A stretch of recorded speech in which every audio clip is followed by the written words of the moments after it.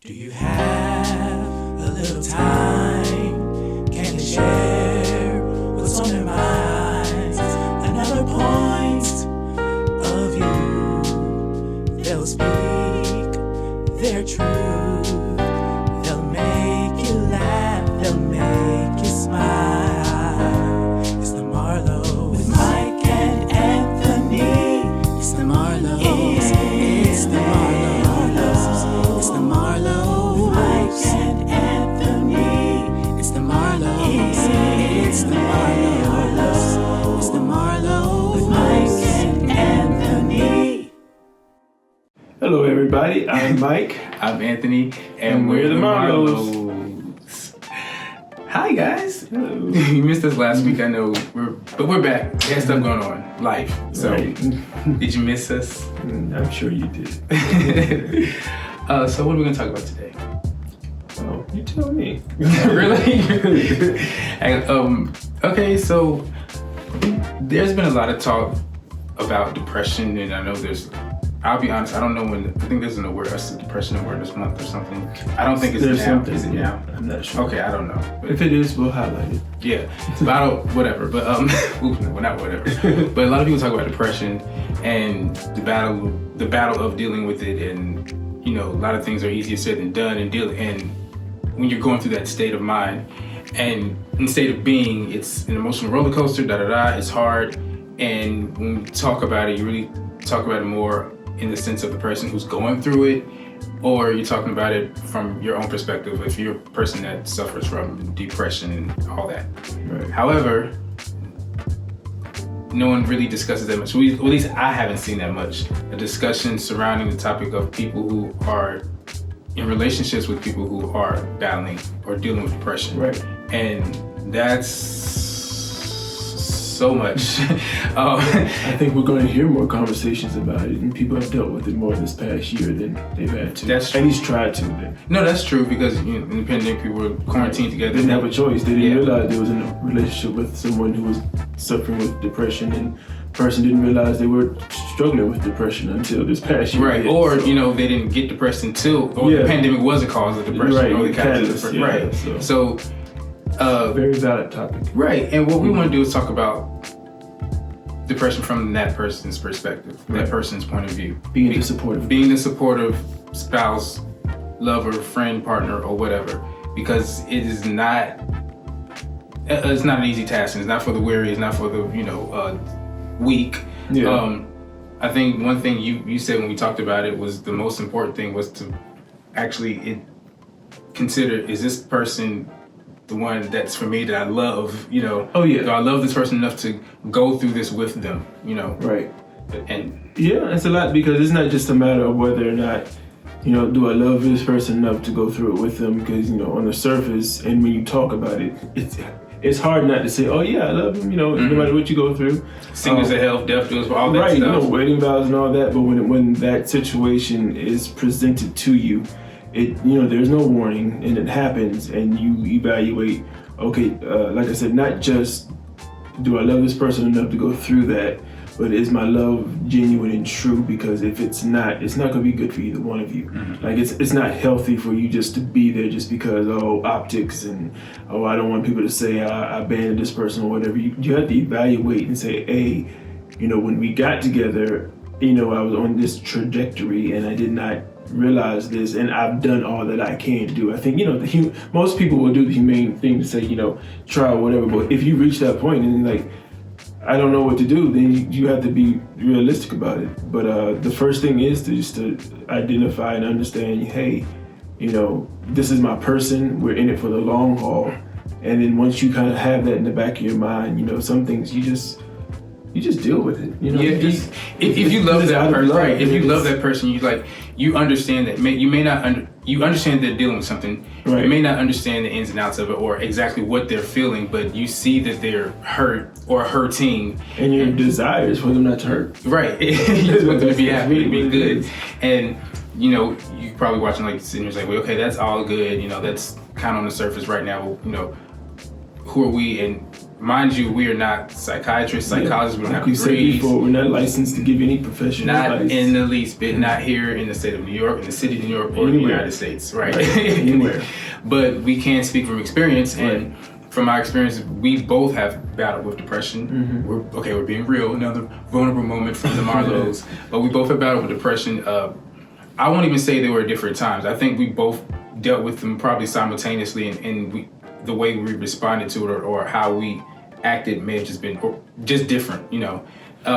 But for the most part, it's been, you know, someone's down, someone's battling with depression, anxiety, stress, and the other person has to basically carry them, and you know, and be that person for them, like you said, that person Be the support system, right? Be there.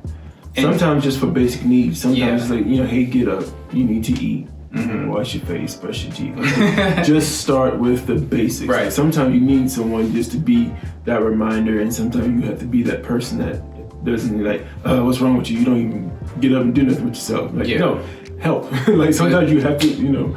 Yeah, no, but being that person, being that supportive person for the one who's dealing, or the one who's dealing and experiencing this, is not easy. You have to, you know, for the most part, you're dealing with different mood swings. You're concerned about. I'm going to speak from my point of view. When he's at his low points, I'm just concerned about his mental state and how he is emotionally, and I don't want to do anything that'll be a trigger. Like, and to actually be aware of what his triggers are, I have to know him. I have to listen to him. I have to talk to him when he tells me things. I have to try to keep things in mind. Like, I won't do this as a trigger if I know that he may not always express, hey, I'm not, even though I've asked him to, but it's easier said than done. But he may not always express when he's like feeling, like if he wakes up and he's not feeling he's not feeling anything. And I know personally what that feels like, but I have to, instead of asking him, are you all right? You sure okay? You seem this way. You just seem da-da-da-da. You know, I don't have to do that anymore. I know that, okay, you know, this may be and then sometimes it's not, you know, so I don't jump on it. I just continue with my day as normal, continue conversations as normal. I don't treat him as if he's weak or less than, or not weak, but, you know, fragile. I treat him like, you try to keep with normality. Right. That's what helped. That's what I try to do with you. I think it works even it goes both ways. I think I've done the same in moments. Sometimes it's better not to even ask, hey, are you okay? It's like, no, I'm not okay. Like, and you should know the life that I'm living. Right. you know, we're talking in the sense of people who've been together, and you already know what's going on. And it's just sometimes, some days it just hits harder than others, you know. Right. Whether it's stuff from your past, your childhood, current things, financial issues, everything that makes up everyday life. Right. You know, so it gets to a point where sometimes you just understand, like, it's just the sum total of all things. It's not any one particular thing that happened in the past, you know, 24 hours or whatever, any time period. It's the sum total of all the little things. And any one thing might not even seem like it's such a big deal. It may not even seem like it's something to be upset or depressed over. It's like, oh, well, you know, this situation has been worse before, that situation has been worse before. But there comes a point where you experience, but all the things being at a very low point at the very same time. It's like, okay, now that's a different situation, you know. And sometimes you just don't ask. There's days like that when it hits you, and it's happened to both of us. It hits us hard, and we just like, you have a meltdown. Yeah. And for us, what's worked is, if he's having a meltdown we just let the person vent and just go off.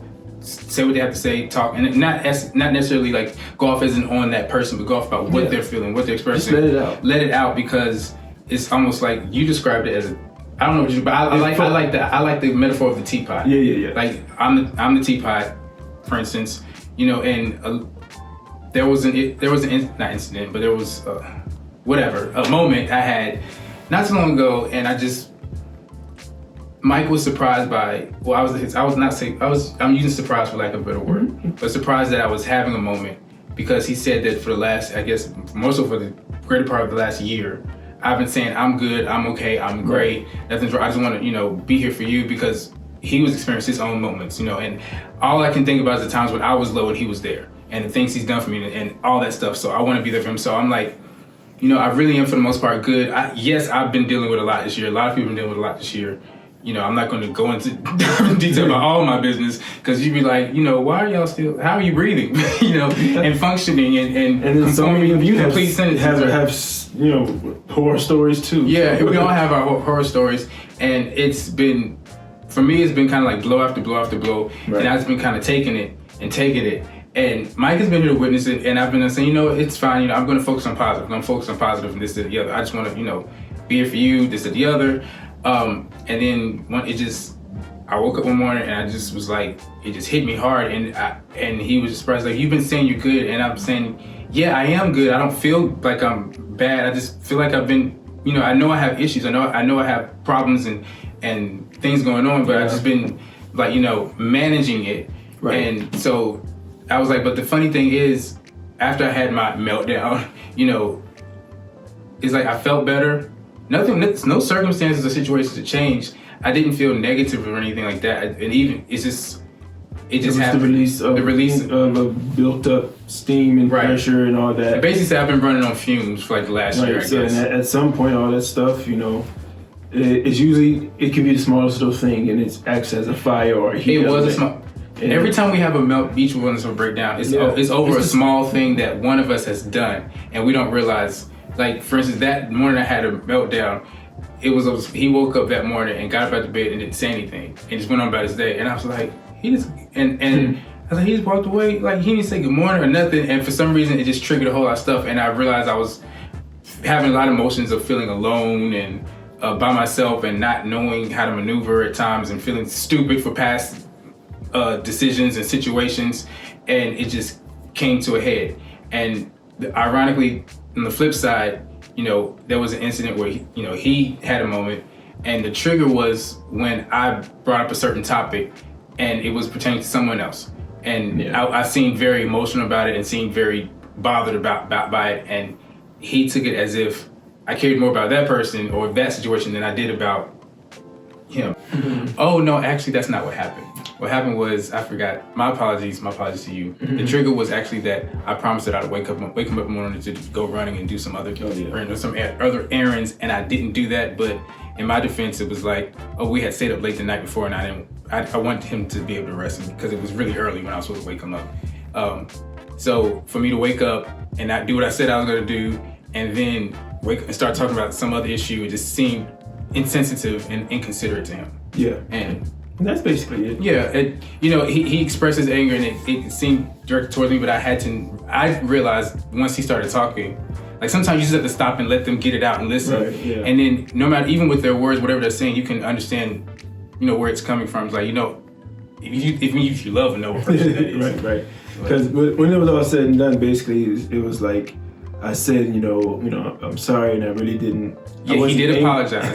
No, you know. I did. And I didn't. I wasn't, because I know I was not angry at him per se, but I also had to recognize that, you know, the words and actions or whatever is like, how could you not be angry at me with what you're saying and what you're doing? So, but it's like, but he also was like, you know, I felt that. I felt like you weren't really angry at me. It was just. And it takes a big person to do that, like both, because he's done to me too. Yeah. We've done for each other, but to realize the person's not angry, upset. Like, I just embraced him. I was like, you know what? You're not mad. I know you're not. I'm not letting you do this. I was like, right. I'm not, you know, I know what's happening. And he's been on the flip. I can say the first part of our relationship, I was a mess. That's just what it was. I was, and I didn't realize how bad I was. And he dealt with a lot, and you have to love that person. Yeah. But it's not that easy it's not easy to be that person. And it really takes the fact that you love them. Yeah, no, that's how yeah, that's just what it is.